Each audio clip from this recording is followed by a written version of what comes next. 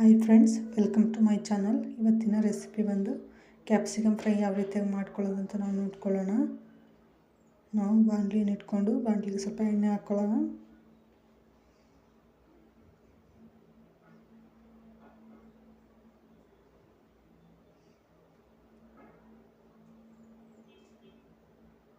ಎಣ್ಣೆ ಕಾದ ನಂತರ ಇದಕ್ಕೆ ನಾವು ಕಟ್ ಮಾಡಿ ಇಟ್ಕೊಂಡಿರೋಂಥ 2 ಈರುಳ್ಳಿನ ನಾನು ಕಟ್ ಮಾಡ್ಕೊಂಡಿದ್ದೀನಿ ಉದ್ದುದ್ವಾಗಿ. ಅದನ್ನು ನಾವು ಹಾಕ್ಕೊಳ್ಳೋಣ. ಈರುಳ್ಳಿನ ನಾವು ಫ್ರೈ ಮಾಡ್ಕೊಳ್ಳೋಣ ಹಾಕ್ಕೊಂಡು.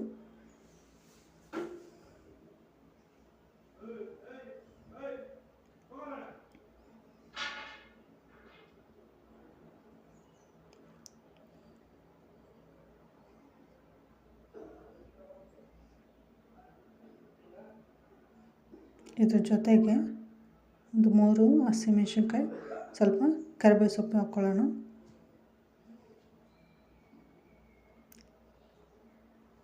ಇದು 3 ಕೂಡ ಚೆನ್ನಾಗಿ ಈರುಳ್ಳಿ ಫ್ರೈ ಆಗೋವರೆಗೂ ನಾವು ಫ್ರೈ ಮಾಡ್ಕೊಳ್ಳೋಣ. ಈರುಳ್ಳಿ ಚೆನ್ನಾಗಿ ಬ್ರೌನ್ ಕಲರ್ ಆಗಿ ಬರೋವರೆಗೂ ನಾವು ಫ್ರೈ ಮಾಡ್ಕೊಳ್ಳೋದು. ನೋಡಿ, ರೀತಿಯಾಗಿ ಫ್ರೈ ಆಗಿದೆ.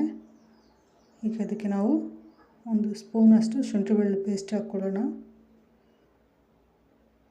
ಅದನ್ನು ಚೆನ್ನಾಗಿ ಕಲಿಸ್ಕೊಡೋಣ.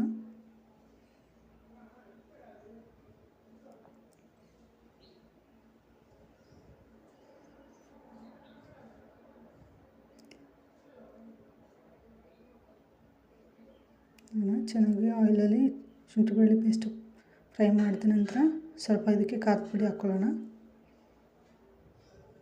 ಖಾರ ನೋಡಿ ನೀವು ಹಾಕ್ಕೊಳ್ಳಿ, ಜಾಸ್ತಿ ಖಾರ ಬೇಕಾದರೆ ಹಾಕ್ಕೊಳ್ಳಿ. ಸ್ವಲ್ಪ ಗರಂ ಮಸಾಲ ಹಾಕ್ಕೊತಿದ್ದೀನಿ.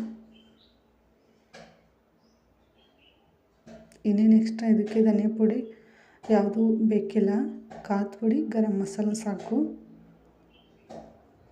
ಇದನ್ನು ಚೆನ್ನಾಗಿ ಫ್ರೈ ಮಾಡ್ಕೊಳ್ಳೋಣ.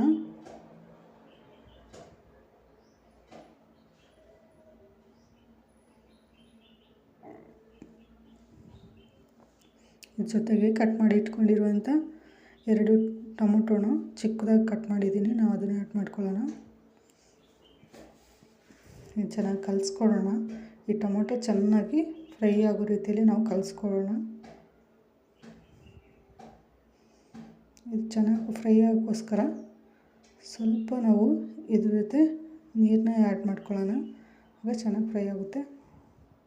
ನೋಡಿ, ಹಾಗೆ ಇದನ್ನು ಚೆನ್ನಾಗಿ ಟೊಮೊಟೊನ ಮ್ಯಾಶ್ ಮಾಡ್ಕೊಳ್ಳೋಣ.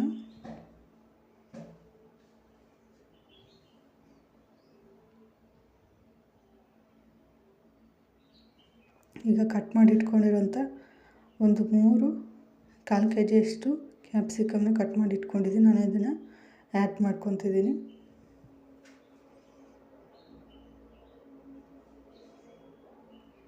ಜೊತೆಗೆ ಇದಕ್ಕೆ ಸ್ವಲ್ಪ ಉಪ್ಪು ಹಾಕ್ಕೊಳ್ಳೋಣ.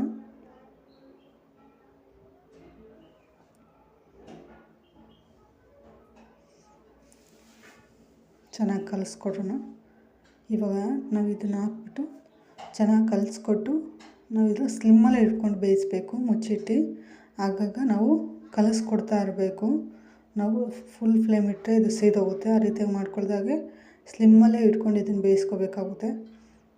ನಾವು ಇದನ್ನು ಮುಚ್ಚಿಟ್ಟು 5 ನಿಮಿಷಕ್ಕೆ ಒಂದು ಸತಿ ನಾವು ಓಪನ್ ಮಾಡಿ ಫ್ರೈ ಮಾಡ್ಕೊಳ್ಳೋಣ. ನೋಡಿ, ಫ್ರೈ ಆಗಿದೆ. ನಾನು 5 ನಿಮಿಷಕ್ಕೆ ಒಂದು ಸತಿ ನಾನು ಓಪನ್ ಮಾಡಿ ಫ್ರೈ ಮಾಡ್ಕೊಂಡಿದ್ದೀನಿ. ನೋಡಿ, ರೆಡಿಯಾಗಿದೆ. ಇದಕ್ಕೆ ಸ್ವಲ್ಪ ನಾವು ತೆಂಗಿನಕಾಯಿ ತುರಿನ ಹಾಕ್ಕೊಳ್ಳೋಣ.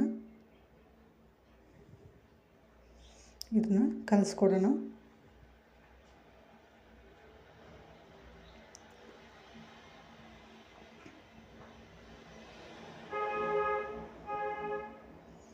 ಇದು ದೋಸೆಗೆ, ಚಪಾತಿಗೆ ತುಂಬಾ ಟೇಸ್ಟಿಯಾಗಿರುತ್ತೆ.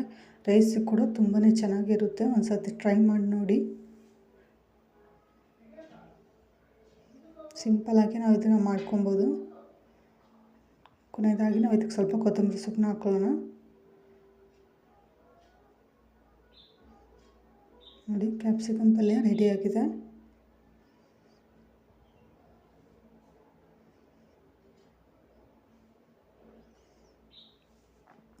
ನನ್ನ ರೆಸಿಪಿ ನಿಮಗೆ ಇಷ್ಟ ಆಗಿದ್ರೆ ಸಬ್ಸ್ಕ್ರೈಬ್ ಮಾಡಿ, ಲೈಕ್ ಮಾಡಿ, ಶೇರ್ ಮಾಡಿ. Thank you.